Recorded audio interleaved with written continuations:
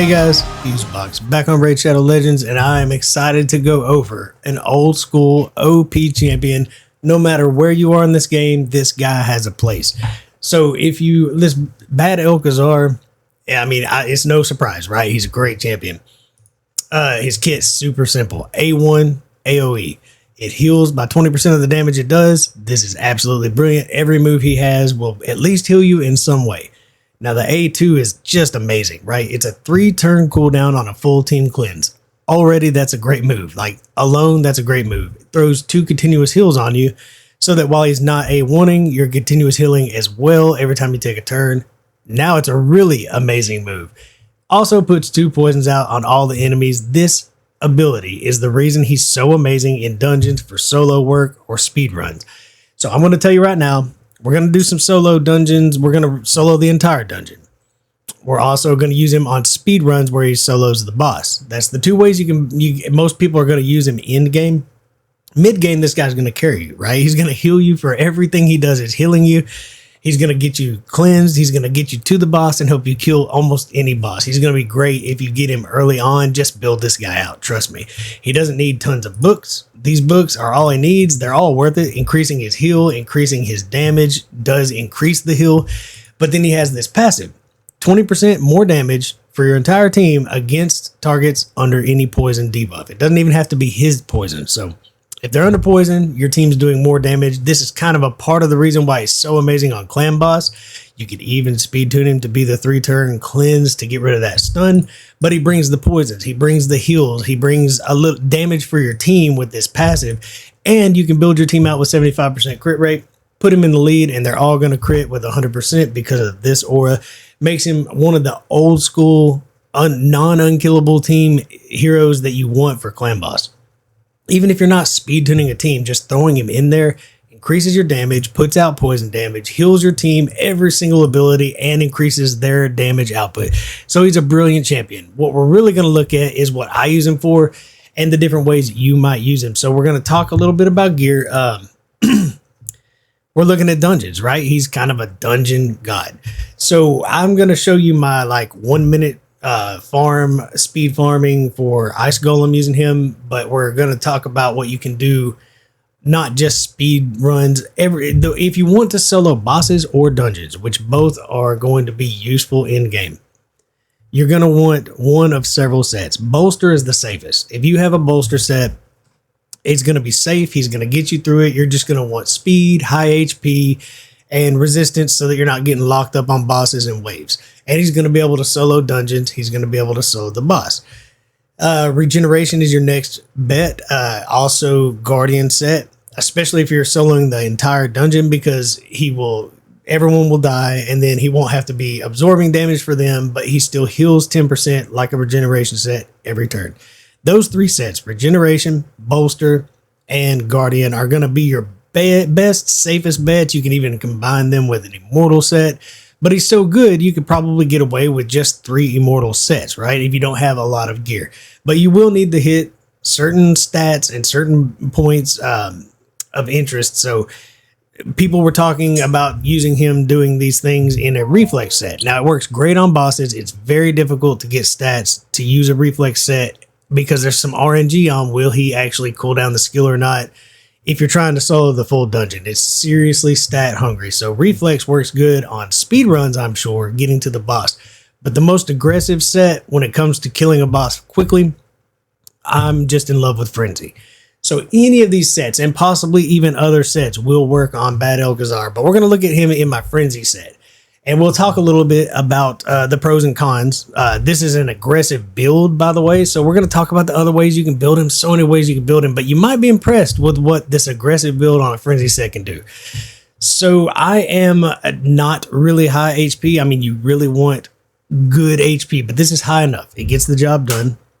I'm not worried about attack. I'm not worried about crit rate. I'm not worried about crit damage. I've got about 3,000 defense. That's probably a minimum, especially if you're trying to take care of waves. This is actually really easy to do on bosses, but I want to show him doing both, right? Full dungeon clear. And I found out he's so good on dragon soloing as far as how fast he does it, under 2 minutes, that I'm probably going to try Matter of fact, let me see if I can squeeze a little more defense and or HP before we even go further. I tell you what we'll do. We'll show what I've been using him for and why I'm fixing to change his gear for a little bit, just a little bit more survivability. It's for waves because he's so good in Dragon. He can do it in this build, but I'll show you why I'm fixing to change his gear a little bit. So yes, he's great on Hydra as like a B team, right? He's got the cleanse. He puts out the poisons, which don't do much damage, but they do increase damage against those 3 heads that take poisons, right? Most of them are immune. It's kind of hit and miss, but a 3-turn cleanse with continuous heals is always good. So yeah, he can do good on Hydra too, but not where he's going to show out, right? So we're going to jump in dungeons. Let's show you what he can do. My favorite place where I actually still use Bad L is on Ice Golem Speak. This is his run, 57 seconds. That's my best run. It's 100%. The only thing that can happen is because I'm using Lydia on this team. I'll show you the team in case you want to build this team. Let me show you how it works. Right here, you can do this with 2 renegades. It'll add a few seconds, but that's all. So it wouldn't be that big of a deal. And it varies. It varies because of Lydia, and I really count on my team dying. If they live, it goes like 1:12, right? Which is still a good Ice Golem run. So if you're not under 1.5 minutes, this might be something you're interested in building. But basically, if you are interested in this, my fastest hero is a reset, Kymar. It could be Renegade. You know, you have to use Renegade differently, so make sure you think that through. But if you have a Kymar, he's going to go first. He's just going to use an A1. He's going to come in, reset us on round 2, and then nothing else matters. Then I happen to have Lydia, and she's just doing her thing, right? She's debuffing, getting reset, debuffing, that's all. Of course, we have bad El-Kazar putting up buffs on round 1 and 2 with his Malice move, and that's going to help Seer do more damage. Seer's going to come in and make sure she's just always prioritizing her Karma burn. Now, why is Renegade here? Because on round 3, I want a quick reset. I want to get back to Seer, kill the ads, take a hit, everyone die except for bad El-Kazar so that he can really get the job done. And yes, Lydia, and you'll look at my masteries. I use War Master. I use an aggressive build. It's faster. You know, it's just faster and it's 100% safe. So we'll get into masteries in a second. But yes, I actually want to use Seer on wave 3. So let's just watch this work so you can see why I do this, why it's so great. So let's save this, go in, hit start, and it'll happen just the way I said it. And then at the end, Lydia can accidentally revive somebody if I actually proc that move at the wrong time where he tries to revive somebody. She's dead. She will revive. And it costs me like, what, 10 seconds, something like that. So yeah, this can go like a 1:12, 1:14. Really not much higher than that. So we get to this wave as expected. Now we want to reset from Renegade. That way I can use Karma Burn one last time to kill these ads. I want the ads out of the way. Now I just want everybody to die. And honestly, I might come through and to help guarantee they die because he's so good at healing them up. You'll see he'll try to heal up Lydia. She might die. She might not at this point. It's still going to be super fast either way. But when they all die, that's when you get under a minute, right? I may actually take some banners off or rings off, make them a little squishier just to make sure that they die. Even with her standing alive, you see that we're about to kill him in one more turn. We're right at 1 minute. So this is a slower run, but it's definitely a good run. So he's dead in 1 minute flat. Super effective team, super fast. There is no fail rate. It's 100%, at least for me. And this is the reason I want it, because I do want, that's just not going to cut it. So, and he's doing all the work, right? Seer's getting us there. She's killing the ads. We're dying with the double reset. Again, 2 renegades will work. You just have to make sure you work out your round 2 and your round 3 as any other team. So it's ridiculously fast. If things go perfect and everyone dies and Lydia doesn't revive herself, it actually can go under a minute, and it can go up to like 1:12 because sometimes she'll try to revive the team at just the right moment, and it makes them take extra turns and it pushes a little further. Super fast, right? 1 minute or less on Ice Golem. There's not much else to talk about there. So here's the beauty. If you don't have a fast team on dragons, now it'll still get the job done here. Now it depends on your team. Let's take that same team in. So I don't use this team, and the reason is I have a team under a minute already, but that takes Calvalaxes. It's a whole different creature. But this Ice Golem team can come in here, do the same job, and probably around a minute 20, if I had to guess, maybe somewhere in there. The issue is our team will not die. We will get a few deaths on the dragon, but it takes him a while to kill our team. The Ice Golem can wipe them out after we kill those ads and take that hit. So it's a little bit longer, right? It's not a 1 minute run here. I think my other team does this between 45 seconds and 50, so I just don't use this. But it would be a super good team if you're looking for a fast team on both Ice Golem and Dragon. Bad El-Kazar makes it happen, right? He makes it happen. So we're at the same position that we were on Ice Golem. We just wish everyone was dead. And hopefully we will lose maybe a Renegade, maybe our Seer. At least Seer is bringing damage here, so it's okay. But we just want all these turns to stop being taken, right? We want bad El-Kazar to stand toe-to-toe with his dragon so it gets done quickly. But anyways, the more we lose, the merrier. We did lose. The problem is bad El is so good at healing, right? But we're right at 1 minute now, and the dragon should be dead in next time he takes a turn. So we're actually the ones taking the time here, right? So there's a 1 minute flat run on dragon as well. That one's probably going to vary more than it is on the Ice Golem, but hey, it's still a super fast run. 1 minute, both with one hero doing the entire work job, right? So let's go over his build and his stats. Let's talk about him a little bit. Actually, before that, let me show you one more thing. So my build is risky here. All you need is more survivability, and you will see that if you want to solo the whole dungeon in under 2 minutes. So we're going to take these guys out, and the masteries I'm using do benefit him when you have dead heroes. That's good for the Ice Golem when your heroes die, and for leveling food if you're soloing the whole dungeon. So let's just take in some, doesn't matter who. Hit start.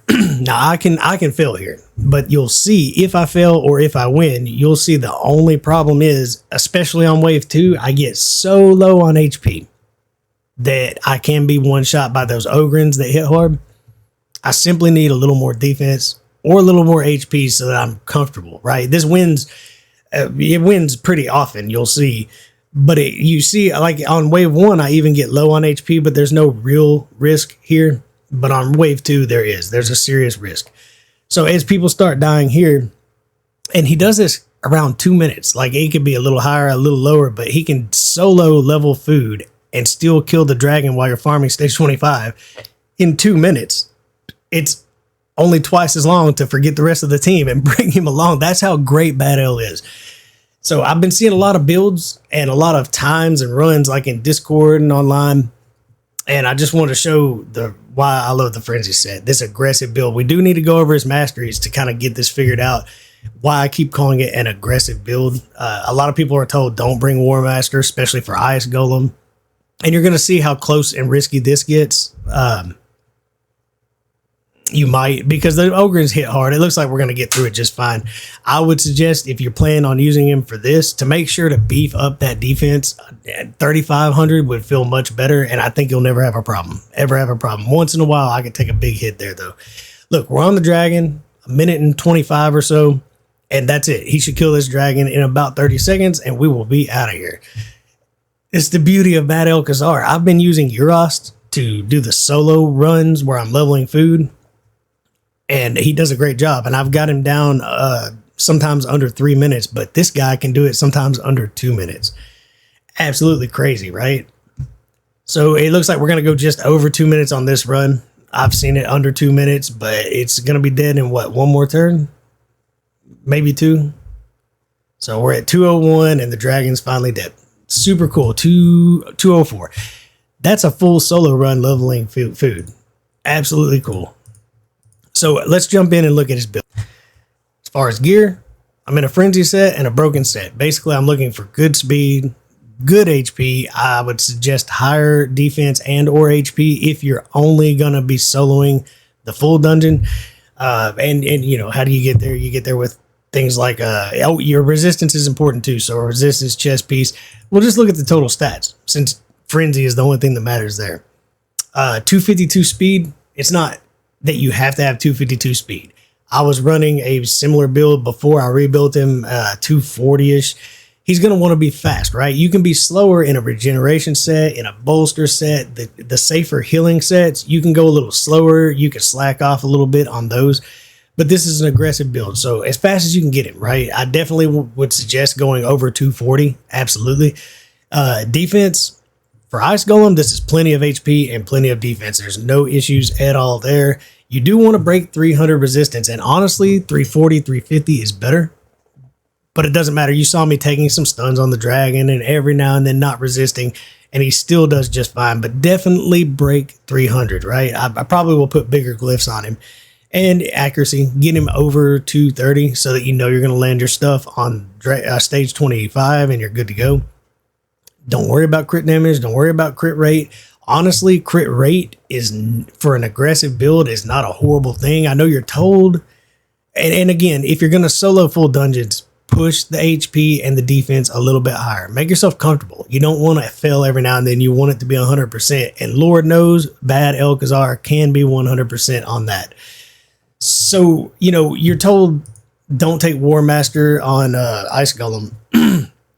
It's working out better for me. That's all there is to it. It's working out better for me, and you just saw it run. What is important here, of course, he does need some accuracy, but really, rapid response, arcane celerity. They're both going to proc extra turn meter as his poisons and his continuous heals wear off. Cycle of Magic, he has one ability. And you want that ability as often as possible. So definitely take that. I don't even have a need for Lore of Steel, but it is a good ability to have if you have perception on him or speed, whatever it is, one set, that's going to help. It does not help with Frenzy. So Master Hexer, poisons go up. We do want them to stick around, even though we're looking for them to fade off at the same time. And honestly, as much as I like lasting gifts, I prefer Spirit Haste so that he can do the job on soloing the dungeon himself and speeding up by all the dead allies. So I actually do stick with Spirit Haste and then straight into War Master. That's it. That's all that matters, War Master. You might prefer Life Drinker. If you want to be safe, it actually could possibly help you, but I'm going with a little bit more damage than normal using War Master because I want the Ice Golem to die. That's it. Bad El-Kazar is the man. Hopefully, if you've got him, you realize he's absolutely brilliant. I prefer the Frenzy set, the aggressive build, just for the times, right? We can farm 1 minute, maybe a minute 12, and even under a minute on Ice Golem 25 and Dragon 25. So if you're looking for a really one hero to change everything on your speed runs, look no further than Bad El-Kazar. And if you want to solo food in 2 minutes or so, absolutely brilliant. I'm actually going to switch to him. I'm going to glyph him up, give him some more defense because I love it. It's so fast. Anyways, I hope you enjoyed it. Hopefully you've got Bad El-Kazar and you are at least building him out and using him because he's absolutely brilliant. There are plenty of other places in the game that he's amazing, but this is where he shines. And let me know what you think about him. Until next time, enjoy the grind.